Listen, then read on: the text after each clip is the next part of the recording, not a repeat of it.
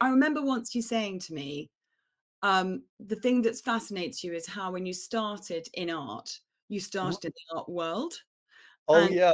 now Yes. in the art market. So I'd love to understand when that transition took place, particularly Wow. in American pop. It stuck with me because I think that a lot of us who, are knocking on 40, 50, I remember a art market where the American pop market has been always established, strong, resilient.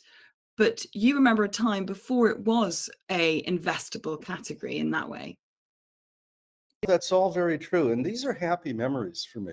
Because when I got started, pop was my favorite thing. I was a huge Warhol fan, but everyone's goal in life was to own a Jasper Johns. Oh my God, if you could own a Johns, even his worst print, his most minor nothing print, you were a player. Mm. And the prints became very important when I had my first job in the art world. I worked for a gallery that was a print gallery. And their whole explanation to collectors was the prints that were done, at least the earlier ones, from the 60s and 70s, had as much integrity as the paintings and drawings. The artists put the work in. They worked with these major print shops like, oh, Gemini was a big one.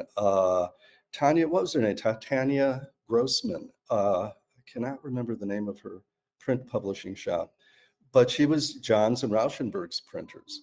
And these things were great. And you didn't feel like, oh, I can afford a painting. I'm stuck with a print. You were happy. You were like, God, I own a John's Target print. This is, how cool is that? But you're right. It was back then about the art world, not the art market. People got involved in this, or at least I got involved in it, because you just liked the art and you thought it was super cool. And the best experience you could have was meeting the artist.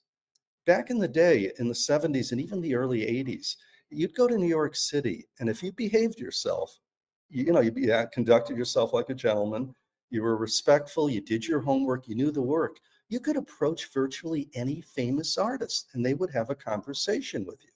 I mean, you might not get invited to the studio. That was pushing it. Perhaps if you're an attractive woman, might have worked out for you. But I'm a man, and it was an all male dominated art world back then. But that's another story. Be that as it may, in the mid 80s, everything shifted. That's when it became the art market, in my opinion, where the auction houses took over. There was heavy Japanese buying, a lot of competition for the best artists.